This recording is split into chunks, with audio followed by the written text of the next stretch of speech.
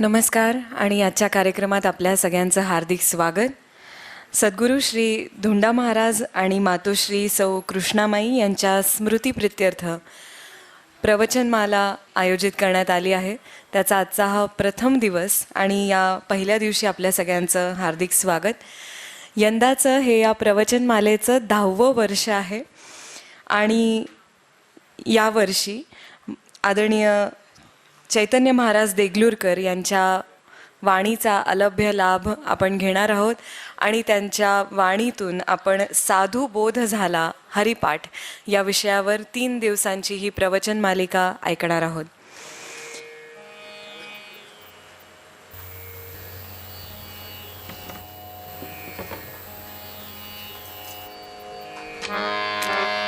समर्थांनी असं म्हटलंय की संत आनंदाचे स्थळ, संत आनंदाचे स्थळ, संत सुखाची केवळ, नाना संतोषाचे मूळ ते हे संत. संत विश्रांतीची विश्रांती, संत तृप्तीची निजतृप्ती, नांतरी भक्तीची फळश्रुती ते हे संत. संतांचा महिमा वर्णन करताना समर्थांनी हे शब्द वापरले आहेत की ज्यांच्या ठाई केवळ आणि केवळ आनंद आहे, ज्यांच्या ठाई केवळ आणि केवळ तृप्ती आहे, असे हे संत. आणि आपण अशा एका संतांनी सांगितलेला हरिपाठ दुसऱ्या एका सिद्ध संतांच्या मुखातून ऐकणार आहोत. मला असं वाटतं की प्रत्येकाच्या नशिबात हा योग असावा लागतो, सगळ्या शुभग्रहांची दाटी व्हावी लागते आणि सगळे योग जुळून यावे लागतात, तेव्हा संतांचा सहवास लाभतो आणि तेव्हा त्यांच्या ओजस्वी वाणीतून काहीतरी ज्ञान ऐकण्याची संधी आपल्याला मिळत असते. ती संधी आपल्याला मिळाली आहे म्हणून आपण भाग्यवंत आहोत असं समजायला हरकत नाही. आपण आदरणीय चैतन्य महाराज देगलूरकरांच्या आगमनाच्या प्रतीक्षेत आहोत. तोवर सुंदर असे अभंगांचे स्वर आपल्या कानी पडावेत म्हणून या अभंगांचं प्रयोजन. कार्यक्रम सुरू करण्यापूर्वी सगळ्यांना नम्र विनंती, कृपया आपले मोबाईल फोन्स सगळ्यांनी सायलेंट मोडवर टाकावेत आणि महाराजांची प्रतीक्षा आपल्या सगळ्यांना आहेच. तोपर्यंत साधुबोध झाला नुरोनिया ठेला, ठाईच मुराला अनुभव, कापुराची वाती उजळली ज्योती, ठाईच समाप्ती झाली जैसे, मोक्षरेखे आला भाग्य विनटला, साधूचा अंकिला हरिभक्त, ज्ञानदेवा गोडी संगती सज्जनी, हरी दिसे जनी वनी आत्मतत्वे, हरिमुखे म्हणा हरिमुखे म्हणा, पुण्याची गणना कोण करी. श्रीयुत चौधरी परिवाराकडून आयोजित या प्रातिवार्षिक प्रवचनमालेच्या यावर्षीच्या प्रथम सत्राला आपण आरंभ करतो आहोत. ज्ञानेश्वर महाराजांच्या हरिपाठाचा विचार आपण करतो आहोत. त्यातल्या 6व्या अभंगाचा आपण यावर्षी विचार करणार आहोत. या कार्यक्रमाकरता उपस्थित आपण सर्व श्रोते संत सज्जन माता भगिनी आपल्या सर्वांच्या चरणी नतमस्तक होतो. स्वागत करतो चौधरी परिवाराकडून आपल्या सगळ्यांचं. ज्ञानेश्वर महाराजांच्या हरिपाठाचं चिंतन आपल्याला करायचं आहे, या अभंगाचा विचार आपल्याला करायचा आहे. ज्ञानेश्वर महाराजांचा हरिपाठ याच्यातला 6वा अभंग जरी आपण पाहणार असलो तरीसुद्धा हरिपाठ काय आहे, हरिपाठाचं नेमकं स्वरूप काय, हरिपाठ ग्रंथ नेमका काय आपल्याला सूचित करतो, काय सांगतो, या संबंधातला विचार आपण प्रतिवर्षी करत आलेलो आहोत. ज्ञानेश्वर महाराजांनी नामाचं स्वरूप, नामाची साधनरूपता आणि नामाची साध्यरूपता या हरिपाठामधून आपल्यासमोर व्यक्त केलेली आहे. कारण प्रत्येक कालानुसार मानवी जीवनाच्या अधिकाराचा विचार करून, मर्यादांचा विचार करून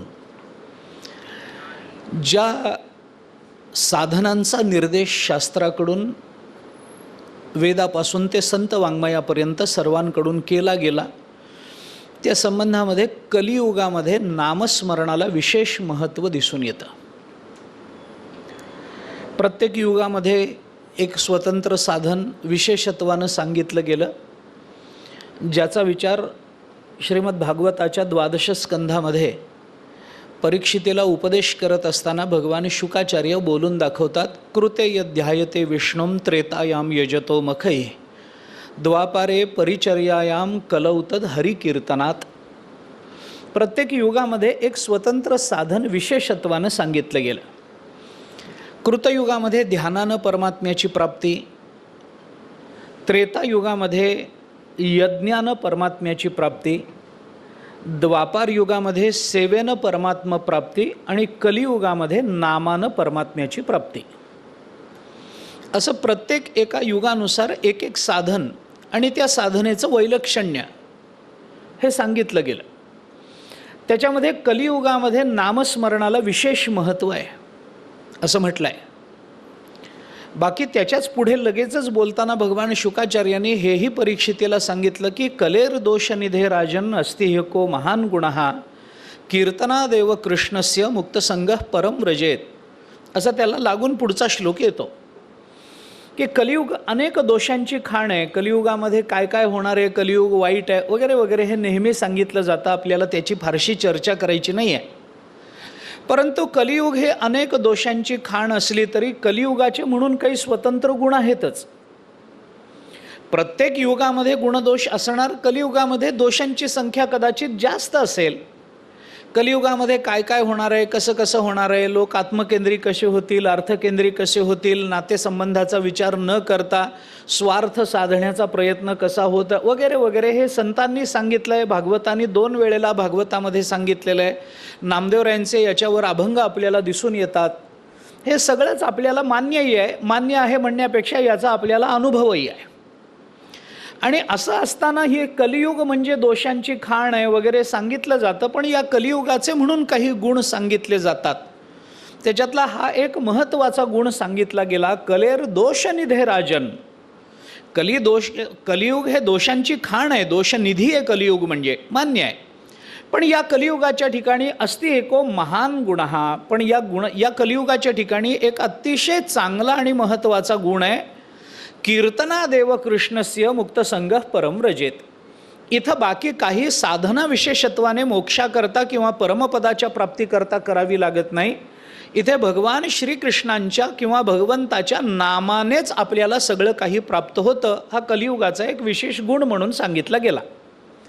आता ही जी व्यवस्था मानवी जीवनाच्या कल्याणाला डोळ्यासमोर ठेवून युगानुसार केली गेली, त्याच्या मागे कारणांचा विचार केला मागच्या तर 2 कारणं आपल्याला प्रमुख म्हणून डोळ्यासमोर दिसून येतात. त्याच्यातलं पहिलं कारण आहे, माणसाच्या जीवनाचा कालावधी हा प्रत्येक युगामध्ये कमी कमी कमी कमी होत गेलेला आहे. जुन्या युगामध्ये, मागच्या युगामध्ये कदाचित कालावधी जास्त असेल, आता कमी झाला असेल. आपण द्वापार युगामध्ये गेलो, त्याच्या आधी त्रेता युगामध्ये गेलो तर मानवी जीवनाचा कालावधी खूप जास्त सांगितला गेला. हजारो वर्षाचा कालावधी सांगितला गेला. नंतरच्या काळामध्ये शेकडो वर्षाचा सांगितला गेला. आता कलियुगाचा विचार केला तर आपल्याला काही 100 वर्षाचा कालावधीसुद्धा दुर्लभ आहे. आता सरासरी आयुर्मानाचा विचार केला तर 60 ते 70 सरासरी आयुर्मान माणसाचं सांगितलं जातं. आणि त्या दृष्टीने जर विचार केला तर संतांनी सांगितलं 60-70 सुद्धा खूप झालं, एक क्षणभर पुष्कळ आहे. क्षणभंगुर नाही भरवसा भारे सावध तोडा माया आशा, काही नचले मग गळा पडेल फासा, पुढे हुशार थोर आहे वळसागा. यासारखी तुकाराम महाराजाधिक संतांची प्रमाणं जर आपल्या लक्षात आली तर आपल्याला हे ध्यानात येईल. आपण हरिपाठाच्या पहिल्याच अभंगामध्ये हे बोलून आलो आहे की देवाची द्वारी उभा क्षणभरी. या क्षणाचाच विचार कलियुगामध्ये केला जातो. त्याच्यात त्याची संगती कशी, त्याचा वैचारिक, त्याची भूमिका कोणती, हा भाग स्वतंत्र असेल. परंतु आयुर्मान कमी होत गेलं हे मात्र आपल्याला मान्य करावं लागेल. आपल्याच जुन्या पिढीतले लोक त्या मानानं 60-70व्या वर्षी खूप चांगले होते आणि आज आपली 60-70व्या वर्षीची अवस्था बघितली तर त्या मानानं बऱ्यापैकी क्षीण दिसून येते. याच्यावरूनही आपण ते अनुमान करू शकतो. आजोबा पणजोबा आपले 100 वर्ष आरामात जगले. 60-70व्या वर्षीसुद्धा त्यांना 90व्या वर्षीसुद्धा मधुमेह नव्हता. आपणच आपल्या कुळाचे बऱ्याच वेळेला मूळ पुरुष असतो आणि आपल्यापासूनच हे रोग सुरू होतात. त्यामुळे माझ्या घरामध्ये कुठून माझ्या आजोबांना डायबिटीस नव्हता, वडिलांना डायबिटीस नव्हता, मग कुठून? माझ्यापासूनच सुरू झाला. आम्हीच आमच्या कुळाचे मूळ पुरुष असतो. तर तिथूनच ते सुरू होतं बहुतांश वेळेला. तर हे त्या मानानं जुन्या लोकांचं आयुर्मान बघितलं तर आपण संगती काही लावू. कष्टाचं शरीर आहे, त्यांनी व्यायाम खूप केलेला आहे, जुन्या काळामध्ये घरचं जेवण जेवत होते, नियमात राहत होते, म्हणून त्यांचं वगैरे काही असेल. पण 100 वर्षाचं आयुर्मान आजही आपण जपानसारख्या देशामध्ये बघितलं तर माणसाचं आयुर्मान हे आपल्यापेक्षा नक्की जास्त आहे, नक्की जास्त आहे. 100 वर्ष जगणं फार फार मोठं आश्चर्य नाही, पण आपल्याकडे मात्र ते आश्चर्य आहे. असो, काही जरी असलं तरी आयुर्मान कमी होत गेलं. आणि आयुर्मान जर कमी झालं तर त्या एकूण आयुर्मानात आपल्याला आपल्या जीवनाच्या कृतार्थतेकरता करावी लागणारी साधन परंपरा आणि त्याच्याकरता उपलब्ध होणारा मर्यादित कालावधी याचाही विचार त्याच कालावधीमध्ये आपल्याला करावा लागतो. म्हणून आपल्याला हे तुकाराम महाराजांनी पहिल्यांदा सांगितलं की क्षणभंगुर नाही भरवसा, हे मान्य आहे. पण माणसाचा विचार केला तर अल्प आयुष्य मानव देह शत गणिले ते अर्धरात्र खाय. काय आहे, माणसाच्या आयुर्मानाचा विचार करताना एक विकल्प आहे आणि एक वस्तुस्थिती आहे. विकल्प असा आहे की जर 100 वर्ष मनुष्य जगला तर, हा विकल्प आहे, आणि कुठल्याही क्षणी तो जाऊ शकतो, ही वस्तुस्थिती आहे. मी विकल्पही आपल्यासमोर ठेवतोय, वस्तुस्थिती सांगतोय. क्षणभंगुर नाही भरवसा हे तुकाराम महाराज म्हणतात, ही वस्तुस्थिती आहे. आणि अल्प आयुष्य मानवदेह शत गणिले 100 वर्षाची कल्पना केली तर, हा विकल्प आहे. समजा अगदीच उदार अंतःकरणानं आपण आपल्या आयुर्मानाचा विचार करताना 100 वर्ष डोळ्यासमोर ठेवली. 100 वर्ष आपलं आयुर्मान आहे, आपलं वय 100 होणार आहे आणि ते व्हावं, माझी देवाजवळ प्रार्थना आहे. 100 वर्षाचं आयुष्य आपल्याला मिळालं तर तुकाराम महाराज आपल्याला सांगतात, या 100 वर्षातल्या दिवसांचा विचार करा. 365 दिवस वर्षाचे, अशी 100 वर्ष, 2 शून्य जास्तीचे, इतके दिवस आपल्याला मिळतात. दिवसाचा विचार केला तर 24 तासाचा एक दिवस. 24 तासांचा एक दिवस जर आपल्याला उपलब्ध झाला तर त्याच्यातली जवळजवळ 12 तास झोपेत, अर्धरात्र आणि अर्धा दिवस. रात्र झोपेत जाते, दिवस कामात जातो. रात्र झोपेत जात असेल तर सरळ सरळ 50 वर्ष झोपेत गेली आहेत. सरळ 100 वर्षापैकी अर्धी रात्र गेली आहेत, म्हणजे 50 वर्ष झोपेत गेली आहेत. हातात राहिली आहेत 50 वर्ष. या 50 वर्षामध्ये तारुण्य, पहिल्यांदा बाल्यावस्था, साधारण 12 वर्षाचा काल, 15 वर्षाचा आपण धरू, आता तेवढंही 10 वर्षाचा धरू, जाऊ दे, उगीच फार वाईट वाटायला नको. 10 वर्षाचा काल जर बाल्यावस्थेचा धरला तर त्या बाल्यावस्थेमध्ये परमार्थ करणं, जीवनाची धन्यता, आपल्या जीवनाच्या साध्याची प्राप्ती, त्याच्याकरता कराव्या लागणाऱ्या नियत साधनांचे परिश्रम, या सगळ्या गोष्टी बाल्यावस्थेमध्ये कळत नसतात. त्यामुळे ही 10 वर्ष तशी त्या अज्ञानात जातात. त्यामुळे हातात राहतात 40 वर्ष. त्या 40 वर्षामधलं तारुण्य, हे तारुण्य बहुतांश वेळेला ज्ञानापेक्षा, काही प्राप्तीकरता, आपल्या जीवनाचं साध्य ठरवण्यापेक्षा सुद्धा देह, सौंदर्य किंवा थोडीशी उन्मत्तता, विषयभोगाची लालसा, या गोष्टीमध्ये साधारण जर तारुण्य जात असेल तर तारुण्य आपण एक 15 वर्ष तुम्ही म्हणत असाल तर वाढवतो, पण साधारण 15 वर्ष आपण धरूया. तर उरलेल्या 40 वर्षामध्ये 15 वर्ष ही याच्यातली गेली. हातात राहतात 25 वर्ष. या 25 वर्षामध्ये आपला विवाह झाल्यानंतर कुटुंबाची जबाबदारी, त्यानंतर प्राप्त होणारी संतती, त्या संततीच्या आणि कुटुंबाच्या निर्वाहाकरता करावे लागणारे परिश्रम, त्याच्याकरता द्यावा लागणारा वेळ, याच्यात एक 10 वर्ष आपण धरूयात. तर हातात राहतात 15 वर्ष. या 15 वर्षामध्ये आपल्याला साधारण आपलं आरोग्य आपल्या आईवडिलांची सेवा, आपल्या कुटुंबाची सेवा, आपलं आरोग्य, आपल्याला झालेले रोग, त्याच्यामध्ये करावी लागणारी औषध योजना, त्याच्यासाठी प्रपंच चांगला होईल की नाही याच्याकरता केल्या जाणाऱ्या चिंता, त्याच्याकरता आपण पुढे गेलं पाहिजे याच्याकरता अंतःकरणामध्ये निर्माण झालेली ईर्ष्या, त्याच्याकरता दुसऱ्यांनी आपल्या पुढे जाऊ नये याच्याकरता आपल्या मनात किंवा जर कोणी जात असेल तर त्या संबंधानं निर्माण होणारा द्वेष, आपल्यालाच हे मिळालं पाहिजे याच्याकरता निर्माण होणारा स्वार्थ, या सगळ्या दुर्गुणांची जोपासना करण्याकरता आणि जे गुण खरंच आपल्या उत्कर्षाला कारण ठरणार आहेत त्या गुणांना याच दोषांनी तिरोहित केलं जाणं, या सगळ्यातून आपल्या हातामध्ये साधारण किती वेळ राहतो की ज्याच्यामुळे खरंच आपलं जीवन भगवद रूप होईल, आपलं जीवन परमार्थ रूप होईल आणि आपलं जीवन स्व आणि जगत कल्याणाकरता उपयुक्त ठरेल याचा विचार केला तर फारसा वेळ हातात राहत नाही. हे झालं 100 वर्षाचं गणित. 100 वर्षाचं हे गणित संतांनी मांडून दिलं आहे.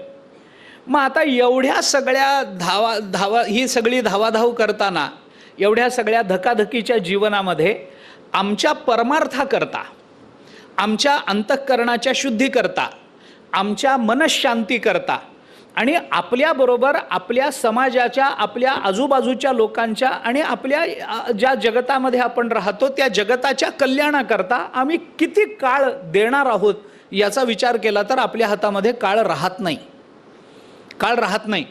मग थोडा जो वेळ आपल्या हातामध्ये राहतो तो जर स्वतःच्याच परिपूर्णतेकरता खर्च होणार असेल तर स्वतःचीच परिपूर्णता साधून घेणं हे परमार्थाचं मूळ स्वरूप संतांनी कधी मानलं नाही आहे. त्याला संतांनी कधी परमार्थ म्हटलंच नाही आहे. मी माझ्याकरता प्रयत्न करतो आणि मला ब्रह्मज्ञान होतं याच्यात मानवी जीवनाची इतिकर्तव्यता आहे असं संत मानत नाही. मी थोडंसं स्पष्ट बोलतोय, कदाचित आपल्या आत्तापर्यंत ऐकलेल्या विचाराला धक्का बसण्याची शक्यता आहे. पण मला ब्रह्मज्ञान झालं म्हणून मी पारमार्थिक झालो हा निव्वळ गैरसमज आहे. किंवा मी सत्कर्म करतो म्हणून मी पारमार्थिक होतो याला परमार्थ म्हणत नाहीत संत. अगदी मला समाधी लागते म्हणून मी पारमार्थिक आहे तर ते खोटं आहे. आणि मला माझ्या मुखामध्ये अखंड भगवंताचं नाम आहे म्हणून मला पारमार्थिक म्हणा ही जाहिरात आहे. मग याच्यातला नेमका परमार्थ काय आहे तर मला ज्ञान होतं हा परमार्थ नाही आहे, किंवा मला ब्रह्मज्ञानाने मी युक्त होतो हा परमार्थ नाही आहे. मला काय मिळतं याच्यावर परमार्थ ठरत नाही. मला प्राप्त झालेलं मला जगाला देता येतं की नाही याच्यावर परमार्थाची सूत्र ठरत असतात. संतांच्या वाङ्मयाचा आपण थोडासा विचार केला तर हे ध्यानात येतं. सेवितो हा रस वाटितो अणिका. जर आपल्याच प्राप्तीमध्ये आपल्या जीवनाची धन्यता झाली असती तर सेवितो हा रस इथे थांबायला हरकत नव्हती. वाटितो अणिकाच्या भूमिका संतांनी का मांडल्या? ज्ञानेश्वर महाराजांना त्यांचंही प्रमाण मी आपल्याला, प्राप्तार्थ जाहले जे निष्काम देखे, प्राप्तार्थ जाहले जे निष्कामता पावले, तया कर्तव्य असे उरले लोका लागी. प्राप्तार्थ झालं, त्यांना आता स्वतःला काही मिळवण्याची कामना राहिली नाही, निष्कामताही पावले, पण त्यांना एक कर्तव्य शिल्लक राहतं, तया कर्तव्य असे उरले लोका लागी.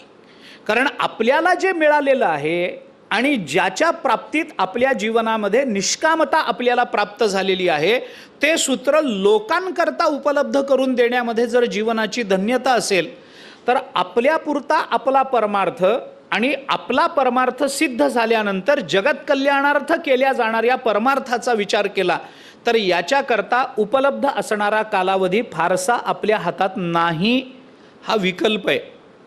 वस्तुस्थिती काय आहे? कुठल्याही क्षणी आपल्याला मरावं लागणार ही वस्तुस्थिती आहे.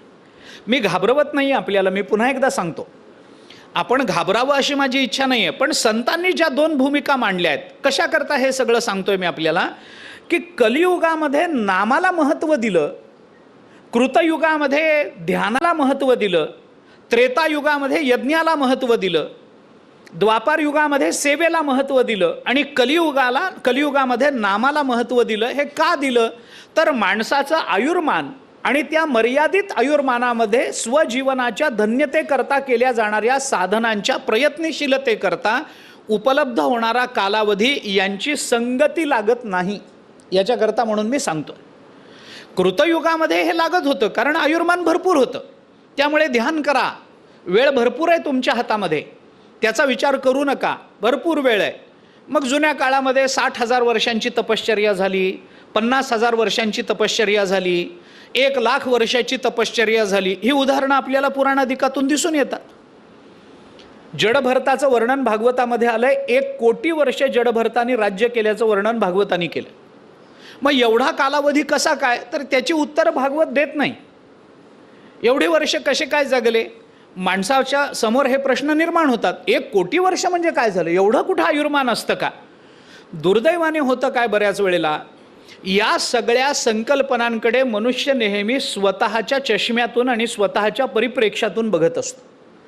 आम्हाला 100 जास्त आहेत म्हणून आम्हाला लाखभर वर्ष कसे जगले याचं आश्चर्य वाटणं स्वाभाविक आहे.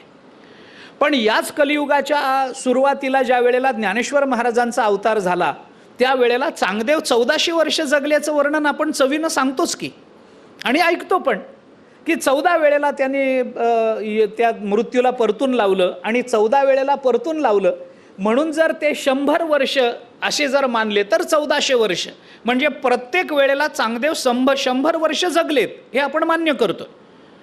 1400 वर्षाचं आयुर्मान सांगितलं गेलं. पण कलियुग जसं कराल होत गेलं तसं माणसाचं आयुर्मान कमी होत गेलं.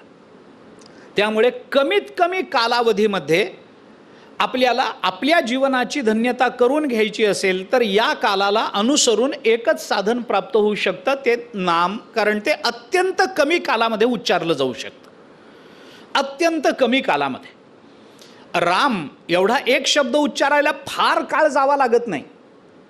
हां, हे मान्य आहे की राम शब्द उच्चारायला वेळ लागत नाही, पण राम शब्द उच्चारण्याची बुद्धी होण्याकरता बराच वेळ द्यावा लागतो. हे मान्य आहे, हे मान्य आहे. पण सहज राम शब्द तोंडातून येण्याकरता काही फार कालावधी लागत नाही. त्याच्याकरता फार काही वेळ द्यावा लागतो, त्याच्याकरता पूर्वतयारी करावी लागते. मग आता राम शब्दाचा उच्चार करण्याकरता बसा, मग उच्चाराकरता 1 आठवडा गेला, असं होत नाही. क्षणार्धामध्ये राम शब्दाचा उच्चार करता येऊ शकतो. भगवन नामाचा उच्चार होऊ शकत असेल तर कमीत कमी कालावधीमध्ये जीवनाची धन्यता करून देणारं साधन कलियुगाकरता निवडलं गेलं, कारण कलियुगामध्ये आयुर्मान कमी आहे. ही त्याची एक संगती झाली. दुसरा एक विचार आपल्याला या संबंधामध्ये पाहता येतो, तो अधिकाराचा आहे. जसा आयुर्मानाचा एक विचार आहे तसा दुसरा अधिकाराचा विचार आहे. कारण ध्यानाकरता लागणारा अधिकार, यज्ञाकरता लागणारा अधिकार, सेवेकरता लागणारा अधिकार आणि नामाकरता लागणारा अधिकार याचा विचार केला तर नामाकरता कोणताच अधिकार लागत नाही, आणि कलियुगामध्ये अधिकाराची वानवा आहे. हे त्याचं दुसरं उत्तर आहे, दुसरी संगती आहे. ध्यानाकरता अधिकार लागतो. त्याने आधी काहीतरी अगदी अष्टांग योगाचा जरी आपण विचार केला तरी सुद्धा यम, नियम, आसन, प्राणायाम, प्रत्याहार इथपर्यंत साधन परंपरा, आणि धारणा, ध्यान आणि समाधी ही साध्यरूपता, या तिन्हीमध्ये असणारी साध्यरूपता आणि या 5च्या ठिकाणी असणारी साधनरूपता, याच्याकरता जे ध्यान करावं लागणार आहे त्याकरता यम, नियम, आसन, प्राणायाम आणि प्रत्याहार याच्याकरता आपल्याला लागणारा कालावधी आणि याच्याकरता सिद्ध करावा लागणारा अधिकार हा सामान्य नाही आहे. यमनियमाकरता साधारण अधिकार चालत नाही. मी काहीतरी जेवण करतो आणि म्हणून मला ध्यान लागतं असं होत नाही. यमनियमाकरता स्वतंत्र वेळ द्यावा लागतो, आहाराकरता स्वतंत्र वेळ द्यावा लागतो. माझ्या इंद्रियांचं नियमन मला करता यावं याच्याकरता फार काळ द्यावा लागतो, कारण आमची इंद्रिय आमच्या ताब्यात नाहीत. परांची खानी व्यतृणुत स्वयंभू तस्मात परांग पश्यती न अंतरात्मन असं उपनिषदाने या संबंधामध्ये बोलून दाखवलं. आमची इंद्रिय बहिर्मुख आहेत, ती बाहेरच्या विषयाकडे धावतात. म्हणून ज्ञानेश्वर महाराजांनी 2ऱ्या अध्यायामध्ये मात्रा स्पर्शास्तु कौंतेय शीतोष्ण सुखदुःखदाहा आगमापायिनो नित्यस्तंस्थितिक्षस्व भारत या श्लोकावर भाष्य करताना ज्ञानेश्वर महाराजांनी अर्जुनाला असं सांगितलंय, अर्जुना, आपल्या इंद्रियांना मुळातच विषयाची गोडी असते. एथ विषया वाचोनी काही आणिक सर्वथा रम्य नाही, ऐसा स्वभावोची पाही इंद्रियांचा. इंद्रियांचा हा स्वभाव आहे. विषय बघितले की आमची इंद्रिय धावत सुटतात. विषय त्याची कारणं खूप आहेत. मला सगळीच कारणं आणि त्याची चिकित्सा आणि उहापोह करायचाच नाही आहे. पण आमच्या इंद्रियांना विषयापासून आवरण्याकरता जे प्रयत्न करावे लागतात ते एका जन्मात होतीलच याची शाश्वती देता येत नाही, एवढंच मला म्हणायचं. कारण का? अगदी सरळ कारण सांगतो. अनंत जन्माचे विषयाचे संस्कार एका जन्मातल्या यमनियमाने थांबत नाहीत. विषय भोगाचे संस्कार अनंत जन्माचे आहेत. विषय दिसला की भोग लालसेने आम्ही त्या विषयाकडे प्रवृत्त होतो, त्या विषयाच्या प्राप्तीकरता प्रयत्न करतो. त्या विषयाची प्राप्ती सहज मार्गाने नाही झाली तर वाटेल त्या मार्गाने ते विषय मिळवण्याचे प्रयत्न करतो. त्याच्याकरता काही जर भ्रष्ट आचार करावा लागला तर तोही करण्याची आमची तयारी असते. तो आम्हाला मिळालाच पाहिजे याच्याकरता ओरबाडून घेण्याचीही आमची तयारी असते. त्या विषयाच्या भोगामध्येच जीवनाची धन्यता मानणं हाही एक संस्कार आमच्यावर आत्तापर्यंत झालेलाच आहे. अशी अनेक कारणं आहेत त्याच्यामध्ये. आणि आपल्याला आत्ताच्या काळातही आपण हे बघू शकतो. मी दोष कुणालाच देत नाही आहे, पण काल परिवर्तनाकडे जेव्हा साक्षीभावानं आपण बघत जाऊ ना, तेव्हा या गोष्टी आपल्याला पटकन जाणवायला लागतात. आता या काळामध्ये आपण बघितलं असेल की माणसाला तशा अर्थाने काय, अगदी थोडंसं स्पष्ट बोलायचं झालं तर क्षमा मागून बोलतो. अगदी स्पष्ट. विषयाच्या भोगाला पुरुषार्थ मानणं आणि त्या भोगाकरता कराव्या लागणाऱ्या प्रयत्नांना पुरुषार्थ मानणं एवढाच सध्याचा विचार आपल्याला दिसून येतो. विषय भोगाला जीवनाची धन्यता मानायची. विषय भोगणं बस, कशाकरता जन्माला आलो, वेगवेगळे विषय भोगावेत, याच्याकरता काय करावं लागतं ते प्रयत्न करणं, यालाच पुरुषार्थ म्हणायचं. परमात्मा प्राप्ती याला धन्यता मानायची नाही आणि धर्म अर्थ काम मोक्ष याला पुरुषार्थ मानायचा नाही. विषयभोग ही धन्यता आणि विषयभोगाकरता कराव्या लागणाऱ्या प्रयत्नांना पुरुषार्थ असं मानण्याची एक परंपरा आता सध्याच्या काळामध्ये आपल्याला वारंवार दिसून येते. मी पुन्हा एकदा सांगतो, याच्यात मला कुणालाच दोष द्यायचा नाही आहे. कालाच्या परिवर्तनाकडे थोडंसं साक्षीभावाने बघता आलं पाहिजे, तटस्थ बुद्धीनं बघता आलं पाहिजे. नाहीतर हाही विचार चार्वकांनी बोलून दाखवलाच आहे. यावत जीवेत सुखम जीवेत ऋणम कृत्वा घृतम पिबेत भस्मीभूतस्य देहस्य पुनरागमनम कुतः. हे चार्वकाचाही एक विचार आपल्या भारतीय संस्कृतीमध्ये पूर्वीपासून मांडला गेलेला. कुणी सांगितलंय जन्मानंतर स्वर्ग आहे का नरक आहे, काय माहिती आहेत का नाही ते. एकदा देहाची राख रांगोळी झाली पुन्हा काही नसतं पुढं. कोणी बघितलंय काय खरं काय खोटं आहे. जोपर्यंत माणूस जिवंत आहे तोपर्यंत माणसाने सुखाचा उपभोग घ्यावा. भले माणसाने ऋण काढावं, कर्ज काढावं, पण तूप प्यावं. ऋणम कृत्वा घृतम पिबेत अशी धारणा आहेच आहे. काही बरं ते चुकीचं आहे का? तर जगतामध्ये एक वर्ग या विचारानं जाणारा आहे ना. आपण चूक कसं म्हणायचं? एक वर्ग या विचारानं पुढं जाणार आहे. बरं, याच्यातही पुढं परिवर्तन असं आहे की ऋणम कृत्वा घृतम पिबेत इथपर्यंत तरी मान्य आहे. ऋणम कृत्वा सुराम पिबेत इकडं जर माणसाची वृत्ती होत असेल तर मग हे मान्य होणार नाही आहे ना. कर्ज काढावं पण तूप प्यावं मान्य आहे, पण कर्ज काढून दारू प्यावी हेही चालूच आहे. का? कारण त्याच्यातच माणसाला आपल्या जीवनाची कृतार्थता वाटत असेल आणि मग त्याच्याकरता कर्ज काढणं आणि दुसऱ्याची कर्ज कधीही न फेडणं याच्यातच जर पुरुषार्थ वाटत असेल तर मग हाही एक वर्ग जगताच्या पाठीवर आहे. याही मार्गानं आपलं जीवन जगणारे लोक आहेत. पण असं जीवन जगणं आणि मनुष्येतर प्राण्यांचं जीवन जगणं याच्यामध्ये तशा अर्थाने मग फरक नाही करतायत. विषय भोगाकरता मनुष्य प्रवृत्त आहेच आहे, याच्यात संपूर्णतः दोष आहे असं म्हणण्याचंही काही कारण नाही आहे. अर्थ आणि कामाला पुरुषार्थामध्ये स्थान आहेच आहे.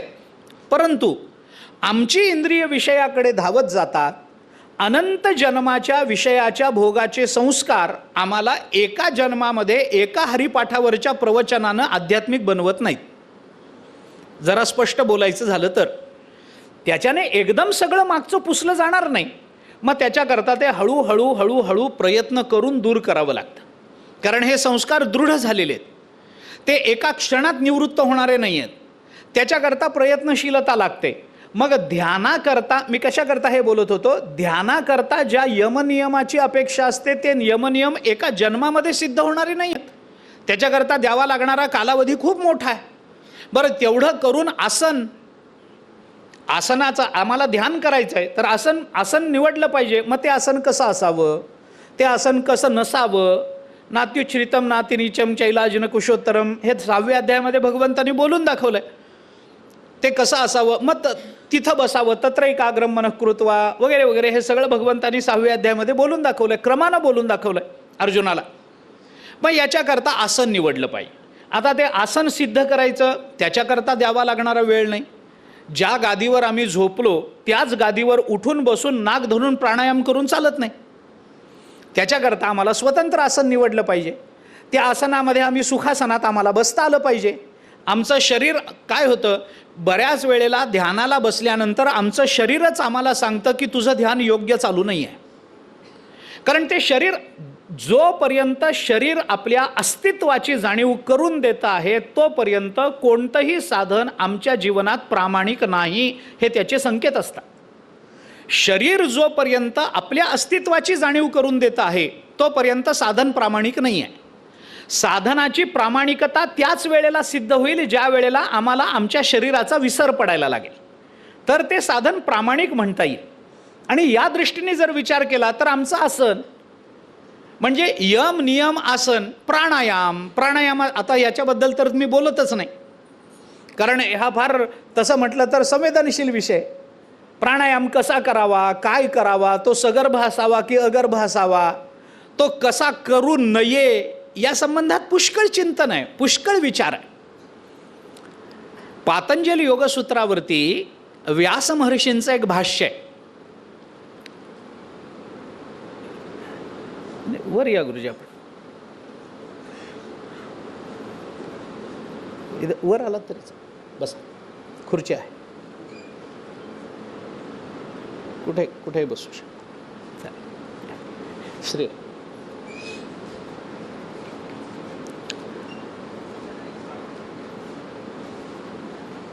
एकूण या सगळ्या साधनेकरता करावा लागणारा प्रयत्न आणि त्याकरता द्यावा लागणारा वेळ, त्याकरता आवश्यक असणारा अधिकार, या सगळ्यांचा विचार केला तर आयुर्मान नाही. चित्ताच्या एकाग्रतेकरता जी सहजता जुन्या काळामध्ये सिद्ध होत होती ती नवीन काळामध्ये सिद्ध होत नाही. विषयाचं वैविध्य चित्ताच्या चंचलतेचं एक कारण असतं. आपण विचार करून बघा, विषयाचं वैविध्य डोळ्यासमोर उपलब्ध झालं की चित्ताची चंचलता अपरिहार्यतेने होते. हे भोगावं की ते भोगावं, ते भोगावं की हे भोगावं, कारण एक विषय असेल तर तेवढी चंचलता नसते. मी गंमत म्हणून एक उदाहरण सांगतो आपल्याला. एखादा जुना मित्र जीवश्च कंठश्च अचानक आपल्या घराच्या जवळ कुठेतरी रस्त्यावर भेटला, अनपेक्षित भेटला. आनंद होतो की नाही? त्यालाही होतो, आपल्यालाही होतो. मग आपण त्याला सांगतो, अरे चल घरी, इथे जवळ माझं घर आहे, घरी चल, आज मुक्काम कर, खूप दिवसांनी भेटलास, खूप बोलायचं आहे. तो म्हणतो मान्य आहे, पण मी ऑफिसच्या कामाकरता आलो आहे, मला वेळ नाही आहे आणि मला आत्ता संध्याकाळी परत जायचं, मी तुला आत्ता वेळ देऊ शकत नाही, मी पुन्हा कधी तर नाही नाही नाही आता भेटलाय ना, आता चल. नाही हो करता करता आपण त्याला म्हणतो बरं जाऊ दे, तुला काम आहे ना, घरी चल, कपभर चहा घे आणि मग जा, तोपर्यंत जेवढ्या गप्पा होतील तेवढ्या गप्पा करू. मग ठीक आहे, कुठे आहे घर? इथं जवळ आहे. चहा घ्यायचा म्हणून त्याला आपण घरी आणतो. घरी आल्यानंतर गप्पा वगैरे होतात आणि आता चहा द्यायचा, मग आपण सांगतो की बायकोला की चहा घ्यायचं, चहा कर आम्हाला दोघांना. मग ती बाहेर येऊन त्या मित्राला विचारते, भाऊजी चहा घेणार का कॉफी घेणार? आणि सगळा गोंधळ इथे होतो. फक्त चहा घ्यायला चला असं म्हटल्यानंतर चित्त तेवढं चंचल होत नाही जेवढं चंचल विषयाचं वैविध्य उपलब्ध करून दिल्यानंतर होतं. आणि मग चहा का कॉफी? मग माझ्याकडे एक माझे मित्र आले होते, त्यांना मी सहज विचारलं की चहा घेणार का कॉफी घेणार? तर ते म्हणाले कॉफी होईपर्यंत चहा घेऊ. पण असा बुद्धीचा जनिता एखादाच कुणीतरी असतो, म्हणजे सगळ्यांना अशी दिव्य बुद्धी मिळालेली नसते. पण मग मनुष्य विकल्पामध्ये पडतो, चहा घ्यायचा का कॉफी घ्यायचा? मग काही करा. नाही तुम्ही सांगा ना. अहो काही करा, मला दोन्ही चालतं. नाही पण त्यातल्या त्यात तुम्हाला काय आवडतं ते सांगा ना. असं म्हटलं की मग ते विकल्प निर्माण व्हायला लागतं. आणि मग एखाद्या वेळेला मनुष्य बरं चला जाऊ द्या, एक चहा करा असं सांगतो. मग चहा करा म्हणून सांगितल्यानंतर ती बायको घरात जाते, चहा करते, आणून देते. आणि चहाचा पहिला घोट घेतला की त्याला वाटतं ह्याच्यापेक्षा कॉफी घेतली असती तर बरं झालं असतं. मग हे चंचलत्व कशाने निर्माण झालं? कशाने चित्ताची एकाग्रता सिद्ध झाल्याशिवाय जर ध्यान लागणार नसेल आणि विषयाचं वैविध्य आत्ताच्या काळामध्ये जेवढं आहे तेवढं जुन्या काळामध्ये नव्हतं. तुम्ही बघा, आजही बघा, मनुष्य घरी जुन्या काळातला मनुष्य त्याला तुम्ही कधीही विचारा, जुन्या माणसांना कधीही विचारा, जेवण झालं का? झालं. काय जेवला आपण? पण तो काही नाही, आमटी, भात, भाजी, पोळी, संपलं. कोशिंबीर, चटणी, संपलं, एवढंच आहे. आता नवीन मुलांना विचारून बघा, जेवण झालं का? मला विकल्प सुद्धा देता येणार नाहीत तुम्हाला. पण तर झालं. काय खाल्लं? तर सकाळी चायनीज खाल्लं, दुपारी कॉन्टिनेंटल खाल्लं, रात्री जापनीज खाल्लं, नंतर हे खाल्लं, नंतर ते खाल्लं, आणि सगळ्यात शेवटी मग काही नाही म्हटल्यानंतर मग ते काहीतरी पिऊन आलो. आता ते काय, मला त्याची नावं सुद्धा माहिती नाही. काहीतरी मग ते हे पिऊन आलो, ते पिऊन आलो, ते दोन गोष्टी काय त्याला म्हणतात, मॉकटेल. हां, मॉकटेल पिऊन आलो. एवढे विकल्प आहेत. मग ह्याच्यापैकी नेमकं काय आहे? तर काही नाही आहे. हे विकल्प कशा करता दिले? या विकल्पांनी फक्त चित्ताची चंचलता निर्माण झाली, जी ध्यानाकरता अनुपयुक्त आहे. अधिकाराचा विचार का करायचा आहे? कारण कृतयुगामध्ये ध्यानाला महत्त्व होतं, गोष्ट खरी आहे. परंतु त्या काळामध्ये, त्या कृतयुगामध्ये माणसाचं आयुर्मान आणि त्याच्या चित्तस्थैर्याकरता आवश्यक असणाऱ्या अधिकाराचा विचार केला तर अधिकाराची सहजता आणि आयुर्मानाची व्याप्ती या दोन्हीची उपलब्धी आपल्याला कृतयुगामध्ये होती, जी कलियुगामध्ये नाही आहे. हा एक विचार झाला. दुसरा विचार अधिकाराचा आपण बोलून दाखवलो. आता जसं ध्यानाचा विचार आहे तसंच यज्ञाचा विचार आहे. यज्ञाकरता लागणारा कालावधी आणि यज्ञाकरता लागणारा अधिकार हे दोन्ही आपल्याला त्रेतायुगाच्या दृष्टीने विचारात घ्यावं लागेल. मला विस्तार करायचा नाही आहे, पण भागवताचा प्रारंभ जर आपण बघितला, अगदी सुरुवात भागवताची, तर भागवताची सुरुवातच आपल्याला अशी दिसून येते की शौनकादिकांनी 1000 वर्ष चालणारा यज्ञ सुरू केला आणि त्याच्यामध्ये सुतांचं आगमन झालेलं आहे, अशी भागवताची सुरुवात आहे. आपण भागवत अनेक वेळेला ऐकलं असेल. भागवताच्या महात्म्याचाही विचार आहे आणि भागवताच्या प्रथम स्कंधातही हाच विचार आपल्याला सुरुवातीला दिसून येतो. 100 वर्ष चालणारं सत्र त्यांनी सुरू केलं शौनकादिकांनी नैमिषारण्यामध्ये. आणि मग ते सत्र, त्याचा कालावधी किती? 1000 वर्ष चालणारा यज्ञ आहे, सत्र आहे. यज्ञ आणि सत्र याच्यामध्ये फरक एवढाच आहे की ज्या यज्ञामध्ये मधल्या वेळेमध्ये कथेला वेळ मिळतो त्याला सत्र म्हणायचं असतं, एवढाच फरक आहे. बाकी काही विशेष नाही. मध्ये वेळ मिळतो त्या वेळेला मग कथा सांगितली जाते, काही भगवत चर्चा होते, काही तत्वचर्चा होते. त्याच्याकरता वेळ त्या यज्ञामध्ये मिळत असेल तर त्याला सत्र म्हणायचं. मग आता ते सत्र सुरू केलं त्यांनी 1000 वर्ष. आता यज्ञाचा कालावधी किती आहे? 1000 वर्षाचा कालावधी आहे. एवढा वेळ उपलब्ध आहे?